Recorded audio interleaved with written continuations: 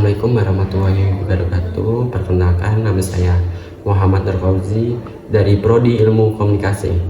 Oke, di sini saya akan menjelaskan prinsip penyiaran dan televisi. Apa itu penyiaran dan broadcasting? Penyiaran atau broadcasting adalah keseluruhan penyiapan materi produksi, proses produksi, penyiapan bahan siar, pemancaran sampai kepada penerima siaran di suatu tempat.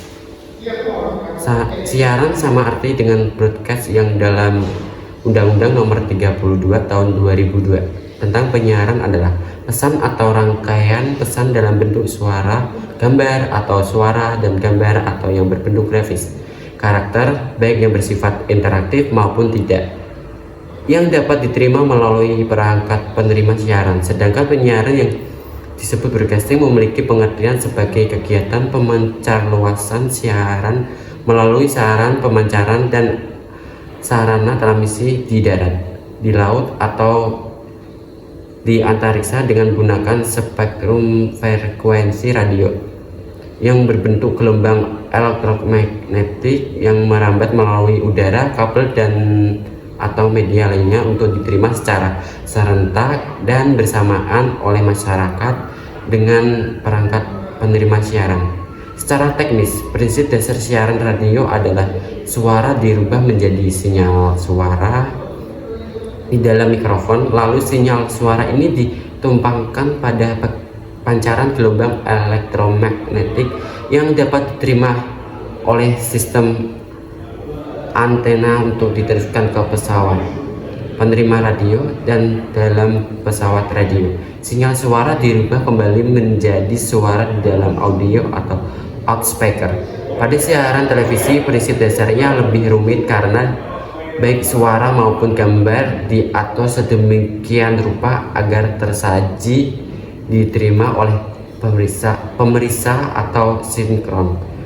Proses pembentukan suara sama dengan proses siaran radio, sedangkan proses pembentukan gambar dilakukan dengan sistematika sebagai berikut.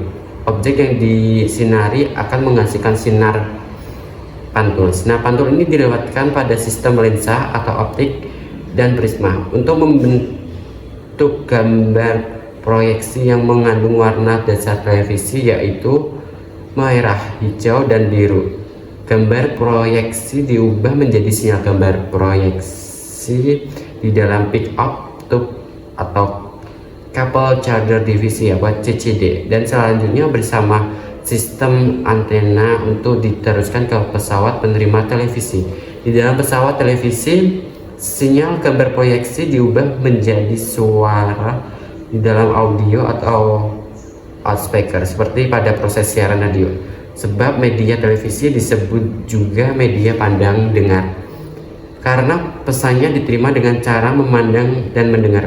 Media televisi disebut juga media audiovisual karena isi pesannya berbentuk audio visual. Isi pesan baik melalui media radio maupun televisi hanya didengar atau dilihat sekilas.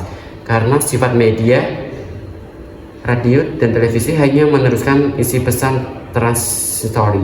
Dengan demikian terdapat 5 syarat mutlak yang harus dipenuhi untuk dapat terjadinya penyiaran. Kelima syarat itu jika diurutkan berdasarkan yang pertama kali harus diadakan adalah sebagai berikut. Yang pertama, harus tersedia spektrum frekuensi radio.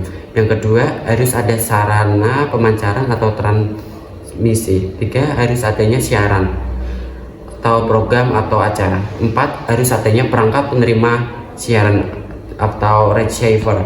5, harus dapat diterima secara serentak atau bersamaan. Jenis-jenis media penyiaran menurut format siaran berarti dari jenis program yang disajikan setiap harinya rundown yang biasanya dirancang dalam 1 tahun anggaran. Maka media penyiaran dapat diklasifikasikan sebagai media penyiaran pendidikan, media penyiaran berita, media penyiaran hiburan, media penyiaran umum. Menurut sumber pendanaan berarti dari asal perolehan dana yang digunakan untuk penyelenggaraan penyiaran, maka media penyiaran dapat diklasifikasikan sebagai media penyiaran publik, media penyiaran swasta, dan media penyiaran komunitas menurut wilayah dan cukupan layanan. Berarti dari luas wilayah yang dapat menangkap siaran stasiun penyiaran tersebut, maka media penyiaran dapat diklasifikasikan sebagai media penyiaran lokal, media penyiaran regional, media penyiaran nasional atau RRI dari siaran stasiun pusat Jakarta, dan media penyiaran internasional seperti FOI, BBCA, ABC menurut fungsinya dalam jaringan. Berarti dari status dalam jaringan secara operasional sehari-hari, maka media penyiaran dapat diklasifikasikan sebagai media penyiaran induk. Karakteristik khas radio sebagai berikut. Imajinatif, karena hanya alat indera pendengaran yang digunakan untuk khayal dan pesannya pun selintas, maka pesan radio dapat mengajak komunikannya untuk berimajinasi. Radio bersifat trade of mind, artinya radio mampu menciptakan gambar make picture dalam pikiran pendengar sebagai kekuatan kata dan suara. Auditory, sifat ini muncul sebagai konsekuensi dari sifat radio yang hanya bisa didengar. Manusia mempunyai kemampuan mendengar yang terbatas, maka pesan komunikan melalui radio diterima selintas. Pendengar tidak akan dapat mendengar kembali atau rearing informasi yang tidak jelas diterimanya, karena ia tidak bisa meminta kepada komunikator atau penyiaran untuk mengulang informasi yang hilang kecuali ia merekamnya. Dengan perkataan lain, pesan radio disusun secara singkat dan jelas. Cause and clear. 3. Akrab atau intim, sebagaimana dilakukan sehari-hari. Kita jarang mendengar acara siaran radio secara khusus. Pada umumnya kita mendengar radio sambil melakukan kegiatan atau melaksanakan pekerjaan lainnya. 4. Identik dengan musik. Radio adalah saran hiburan termurah dan tercepat sehingga menjadi media utama untuk mendengarkan musik. 5. Mengandung gangguan seperti timbul tenggelam atau fading dan gangguan teknis channel noise factor. Kekuatan radio. 1. Menjaga mobilitas. Pendengarnya diupayakan tetap pada mobilitas tinggi.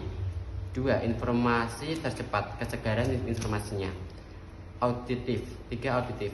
Suara mempunyai kelebihan dalam pendekatan dengan pendengar. 4. Menciptakan theater of mind, imajinasi yang menggoda rasa penasaran pendengar.